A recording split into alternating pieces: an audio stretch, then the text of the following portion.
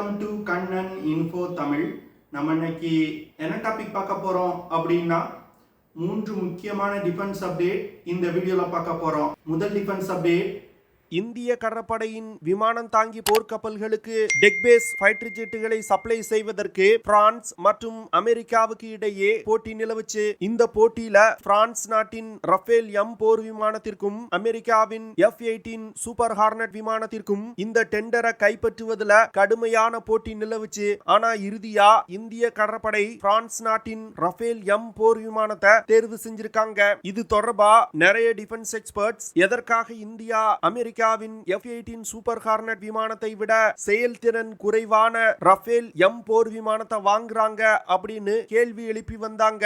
இந்திய கடற்படையின் முன்னாள் அட்மிரல் முகுல் அஸ்தான் சமீபத்துல ஒரு பேட்டி கொடுத்திருந்தாரு. அந்த பேட்டி மூலமா ரஃபேல் எம் போர் விமானங்கள் சூப்பர் ஹார்னட் விமானத்தை விட எவ்வளவு சிறந்தது அப்படிங்கிற விஷயம் தெரிய வந்திருக்கு. இந்த வீடியோல முகுல் அஸ்தான் அவர்கள் ரஃபேல் எம் போர் விமானம் குறித்து என்ன சொல்லியிருக்காரு, இந்திய கடற்படை ரஃபேல் எம் போர் விமானத்தை தேர்வு செய்யறதுக்கு முக்கியமான காரணங்கள் என்ன, ரஃபேல் எம் போர் விமானத்தோட செயல்திறன் மற்றும் சிறப்பு அம்சங்கள் என்ன அப்படிங்கிறது குறித்து பார்க்கலாம். இரண்டாவது அப்டேட், இந்தியா எதிரிகளின் விமானங்கள் மற்றும் பாலிஸ்டிக் மிசைல்களை தாக்கி அழிப்பதற்கு ஒரு புதிய வகை லேசர் வெப்பனை டெவலப் செய்ய உள்ளதா செய்திகள் வெளிவந்திருக்கு. அந்த லேசர் வெப்பனை மட்டும் இந்தியா டெவலப் செய்தால் அது ஒரு கேம் சேஞ்சரா இருக்கும் அப்படின்னு டிஃபென்ஸ் எக்ஸ்பர்ட் சொல்றாங்க. இந்தியா என்ன மாதிரியான லேசர் வெப்பனை டெவலப் செய்ய போறாங்க, அந்த லேசர் வெப்பனை என்ன மாதிரியான ஆபரேஷன்கள்ல இந்தியா பயன்படுத்த போறாங்க அப்படிங்கிறது குறித்து பார்க்கலாம். மூன்றாவது அப்டேட், சமீபத்துல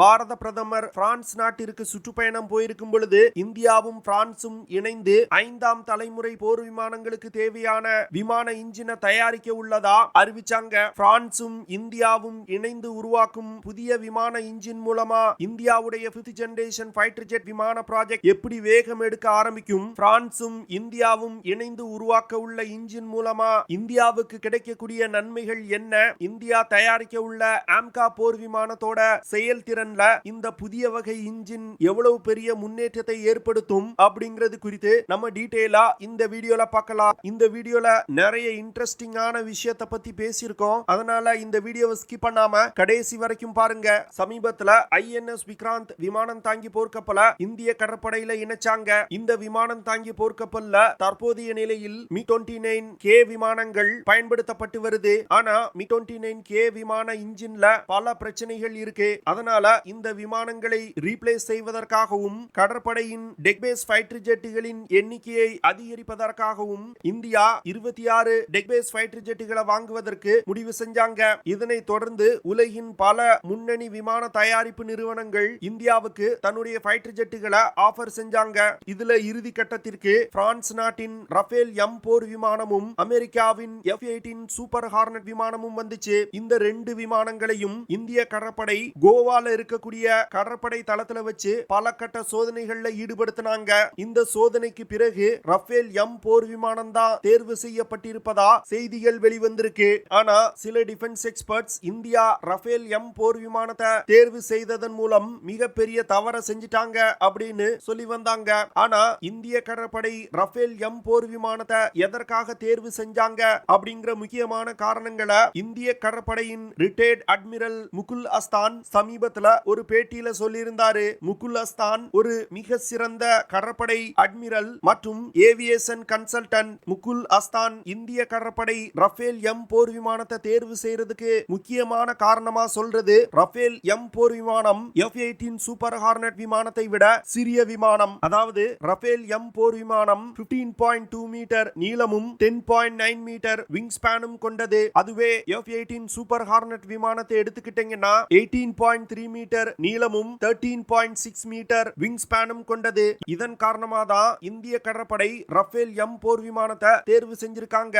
அதாவது விமானத்தோட சைஸ் சிறுசா இருந்துச்சுன்னா INS விக்ராந்த் விமானம் தாங்கி போர்க்கப்பல்கள்ல அதிக எண்ணிக்கையிலான ஃபைட்டர் ஜெட் விமானங்களை நிறுத்தி வைக்க முடியும். விமானம் தாங்கி போர்க்கப்பல்களோட பலமே அந்த போர்க்கப்பல்கள்ல எத்தனை விமானங்கள் நிறுத்தி வைக்கப்பட்டிருக்கு அப்படிங்கறத பொறுத்துதான். அதனால சூப்பர் ஹார்னட் விமானங்களை தேர்வு செய்து குறைவான விமானங்களை INS விக்ராந்த் விமானம் தாங்கி போர்க்கப்பல்கள்ல நிலைநிறுத்துவதை விட சிறிய ரஃபேல் எம் போர் விமானங்களை தேர்வு செய்து அதிக எண்ணிக்கையிலான ரஃபேல் எம் போர் விமானங்களை நிலைநிறுத்துவதற்கு இந்திய கடற்படை முடிவு செஞ்சிருக்காங்க. ரஃபேல் எம் போர் விமானத்தோட அளவு சூப்பர் ஹார்னட் விமானங்களை விட சிறியதா இருக்கிறதுனால விமானங்களை நிறுத்தி வைக்கக்கூடிய ஹேங்கர்களையும் மிக சிறப்பா பயன்படுத்திக் கொள்ள முடியும். கப்பலோட மேல் தளத்திலையும் அதிக எண்ணிக்கையிலான போர் விமானங்களை நிறுத்தி வைக்க முடியும். அது மட்டும் இல்லாம விமானங்களை நிறுத்தி வைக்கக்கூடிய ஹேங்கர்கள்ல அதிக இடம் இருந்துச்சுன்னா விமானங்களை மிஷன்களுக்கு ஈஸியா ப்ரிப்பேர் செய்ய முடியும். அதுவே ஒரு பெரிய விமானத்தை நிறுத்தி வைக்கும் பொழுது இடம் மிக குறைவா இருக்கும். இதன் காரணமா விமானங்களை மிஷனுக்கு தயார் செய்வதில் கூட தாமதம் ஏற்பட வாய்ப்பு இருக்கு. அடுத்து ரஃபேல் எம் போர் விமானம் 10,600 கிலோகிராம் எடை கொண்டது. அதுவே சூப்பர் ஹார்னட் விமானம் 14,500 கிலோகிராம் எடை கொண்டது. INS விக்ராந்த் மற்றும் INS விக்ரமாதித்யா ஒரு மீடியம் சைஸ் கொண்ட ஏர்கிராப்ட் கேரியர்கள். அதனால இது போன்ற கேரியர்கள்ல குறைவான எடை கொண்ட விமானங்களை பயன்படுத்துவதுதான் ஒரு சேஃபான ஆப்ஷனா இருக்கும். இதன் காரணமாகவும் இந்திய கடற்படை குறைவான எடை கொண்ட ரஃபேல் எம் போர் விமானத்தை தேர்வு செஞ்சிருக்காங்க. அடுத்து அமெரிக்க கடற்படையில் பயன்படுத்தக்கூடிய ஏர்கிராப்ட் கேரியர்கள் இந்திய கடற்படையின் INS விக்ராந்த் விமானம் தாங்கி போர்க்கப்பலை விட 2 மடங்கு பெரிய விமானம் தாங்கி போர்க்கப்பல். அதனால சூப்பர் ஹார்னட் விமானங்கள் பெரிய விமானம் தாங்கி போர்க்கப்பல்கள்ல பயன்படுத்துவதற்காகவே வடிவமைக்கப்பட்டிருக்கு. ஆனா ரஃபேல் எம் போர் விமானங்கள் குறிப்பா இந்தியா பயன்படுத்தும் மீடியம் சைஸ் ஏர்கிராப்ட் கேரியர்கள்ல பயன்படுத்தும் வகையில உருவாக்கப்பட்டிருக்கு. இதன் காரணமாகவும் இந்தியா ரஃபேல் எம் போர் விமானத்தை தேர்வு செஞ்சிருக்காங்க. அது மட்டும் இல்லாம INS விக்ராந்த் போன்று மீடியம் சைஸ் விமானம் தாங்கி போர்க்கப்பல்ல ரஃபேல் எம் போர் விமானங்கள் மிக எளிதா டேக் ஆஃப் மற்றும் ஸ்மூத்தா லேண்டிங் ஆயிருக்கு. ஆனா அதிக எடை கொண்ட சூப்பர் ஹார்னட் விமானங்கள் மீடியம் சைஸ் ஏர்கிராப்ட் கேரியரான INS விக்ராந்த் விமானம் தாங்கி போர்க்கப்பல்ல தரை இறங்கும் பொழுது அதிக இம்பாக்ட் கிரியேட் ஆகுது. இதனால காலப்போக்கில் தொடர்ந்து விமானங்கள் இயக்கப்படும் பொழுது விமானம் தாங்கி போர்க்கப்பல்களுக்கு சேதம் ஏற்படுவதற்கும் வாய்ப்பு இருக்கு. அடுத்து ரஃபேல் எம் போர் விமானங்கள்னால அதிகபட்சமா 24,500 கிலோகிராம் எடை கொண்ட ஆயுதங்கள், மிசைல்ஸ், பாம்ஸ் போன்றவற்றை சுமந்து கொண்டு டேக் ஆஃப் ஆக முடியும். அதுவே சூப்பர் ஹார்னட் விமானத்தினால அதிகபட்சமா 29,900 கிலோகிராம் எடை கொண்ட ஆயுதங்களை சுமந்து கொண்டு பறக்க முடியும். சூப்பர் ஹார்னட் விமானங்கள்னால கிட்டத்தட்ட 4,500 கிலோகிராம் அதிகமான எடை கொண்ட ஆயுதங்களை சுமந்து கொண்டு பறக்க முடியும். ஆனா விமானத்தோட அளவு பெருசா இருக்கிறதுனால குறைவான எண்ணிக்கையிலான விமானங்களை தான் இயக்க முடியும். அதனால இந்த 4,500 கிலோகிராம் எடை அப்படிங்கிறது ஒரு பெரிய விஷயம் கிடையாது. ஏன்னா அளவில் சிறிய அதிக எண்ணிக்கையிலான ரஃபேல் எம் போர் விமானங்களை இயக்குவதன் மூலம் இந்த டிஃபரன்ஸை காம்பன்சேட் செய்ய முடியும். இந்திய விமானப்படை ஏற்கனவே 36 ரஃபேல் போர் விமானங்களை வாங்கி பயன்படுத்தி வந்துகிட்டு இருக்காங்க. இப்போ இந்திய கடற்படையும் ரஃபேல் எம் போர் விமானங்களை வாங்கினாங்கன்னா 2 விமானங்களுக்கும் 90% பாகங்கள் சிமிலரா தான் இருக்கும். இதனால 2 விமானங்களுக்கு தேவையான உதிரி பாகங்களை சேமித்து வைப்பது, உதிரி பாகங்களை வாங்குவதற்கான ஆர்டர்களை பிளேஸ் செய்வது போன்ற விஷயங்களை விமானப்படை மற்றும் கடற்படையும் இணைந்து செய்ய முடியும். இதனால கடற்படை மற்றும் விமானப்படை விமானங்களை மிக எளிதா மெயின்டைன் செய்ய முடியும். இது போன்ற காரணங்கள்னாலதான் இந்திய கடற்படை ரஃபேல் எம் போர் விமானங்களை தேர்வு செஞ்சிருக்காங்க. அடுத்த அப்டேட், சமீப காலமா உலகின் பல நாடுகள் டைரக்ட் எனர்ஜி வெப்பன்களை உருவாக்குறதுக்கு அதிக முனைப்பு காட்டி வந்துகிட்டு இருக்காங்க. டைரக்ட் எனர்ஜி வெப்பன்ஸ் அப்படின்னா லேசர் மற்றும் மைக்ரோவேவ் வெப்பன்களை சொல்லலாம். அந்த வகையில இந்தியாவும் காளி, துர்கா போன்ற டைரக்ட் எனர்ஜி வெப்பன்களை டெவலப் செய்து வந்துகிட்டு இருக்காங்க. இந்த சூழ்நிலையில இந்தியா புதிதாக ஒரு கெமிக்கல் லேசர் வெப்பனை டெவலப் செய்ய இருப்பதா செய்திகள் வெளிவந்திருக்கு. அதாவது இந்தியா விமானங்கள்ல வச்சு பயன்படுத்தக்கூடிய ஒரு ஏர்பான் டைரக்ட் எனர்ஜி வெப்பனை டெவலப் செய்ய போறாங்க. இந்தியா தயாரிக்க உள்ள லேசர் வெப்பன் காயில் அப்படின்னு சொல்லக்கூடிய கெமிக்கல் ஆக்சிஜன் அயோடான் லேசர் டெக்னாலஜி மூலமா தயாரிக்க போறாங்க. இந்த காயில் தொழில்நுட்பம் லேசர் பீம்ஸ் உருவாக்குறதுல மிகவும் ஒரு அதிநவீன தொழில்நுட்பம். காயில் டெக்னாலஜி மூலமா உருவாகக்கூடிய லேசர் பீம்ஸ் பயன்படுத்தி இந்தியா ஒரு மிசைல் டிஃபென்ஸ் சிஸ்டத்தை உருவாக்க முயற்சி செய்றாங்க. இந்த காயில் டெக்னாலஜி மூலமா தயாரிக்கப்படும் லேசர் வெப்பன்கள் ஒரு ஸ்டேட் ஆஃப் ஆர்ட் தொழில்நுட்பம் கொண்ட அதிநவீன லேசர் வெப்பன்கள். இந்த காயில் தொழில்நுட்பத்துல ஒரு கெமிக்கல் ரியாக்ஷன் மூலமா ஹை எனர்ஜி கொண்ட லேசர் பீம்ஸ ப்ரொடியூஸ் பண்ண முடியும். இந்த லேசர் பீம்ஸ பயன்படுத்தி இன்டர்கான்டினென்டல் பாலிஸ்டிக் மிசைல்களை கூட தாக்கி அழிக்க முடியும். அதுவும் பாலிஸ்டிக் மிசைல்கள் லான்ச் செய்யப்பட்டு பூஸ்டர் ஃபேஸ்ல இருக்கும் பொழுதே இந்த லேசர் வெப்பன்களை பயன்படுத்தி தாக்கி அழிக்க முடியும். இந்தியா இந்த காயில் டெக்னாலஜி மூலமா உருவாக்கப்படும் லேசர் வெப்பனை சோதிப்பதற்கு ஒரு பயணிகள் விமானத்தை ஏர்பான் லேசர் டெஸ்ட் பெட்டா மாற்றி அமைக்க போறாங்க. இந்த விமானத்தோட முன்புறத்துல தயாரிக்கப்படும் லேசர் வெப்பன்களை பொருத்தி சோதனை செஞ்சு பார்க்க போறாங்க. விமானத்தோட முன்புறத்துல லேசர் வெப்பன்களை பொருத்துவதன் மூலம் எந்த திசையில் இருந்து வரக்கூடிய மிசைல்களையும் ட்ராக் செஞ்சு தாக்கி அழிக்க முடியும். இந்த காயில் டெக்னாலஜி மூலமா உருவாக்கப்படும் லேசர் வெப்பன்களோட செயல்திறன் மிக அதிகமா இருக்கும் அப்படின்னு டிஃபென்ஸ் எக்ஸ்பர்ட் சொல்றாங்க. இதன் காரணமா இந்த காயில் டெக்னாலஜி மூலமா உருவாக்கப்படும் லேசர் பீம்கள்னால இன்டர்கான்டினென்டல் பாலிஸ்டிக் மிசைல்ஸ், விமானங்கள், ட்ரோன்ஸ் போன்ற பல்வேறு விதமான ஏரியல் டார்கெட்டுகளை மிக எளிதா தாக்கி அழிக்க முடியும். அடுத்த அப்டேட், பாரத பிரதமர் பிரான்ஸ் நாட்டிற்கு சுற்றுப்பயணம் போயிருக்கும் பொழுது யாரும் எதிர்பார்க்காத சூழ்நிலையில பிரான்ஸ் மற்றும் இந்தியாவும் இணைந்து 5ஆம் தலைமுறை போர் விமானங்களுக்கு தேவையான இன்ஜினை டெவலப் செய்ய இருப்பதா அறிவிக்கப்பட்டது. இதனைத் தொடர்ந்து இந்தியாவின் AMCA 5th generation fighter jet விமான ப்ராஜெக்ட் வேகம் எடுக்க ஆரம்பிச்சிருக்கு அப்படின்னு டிஃபென்ஸ் எக்ஸ்பர்ட் சொல்றாங்க. இன்னும் கூடிய விரைவில் ஆம்கா ப்ராஜெக்ட்டுக்கு தேவையான நிதியை கேபினெட் கமிட்டி ஆன் செக்யூரிட்டி ஒதுக்க போறாங்க.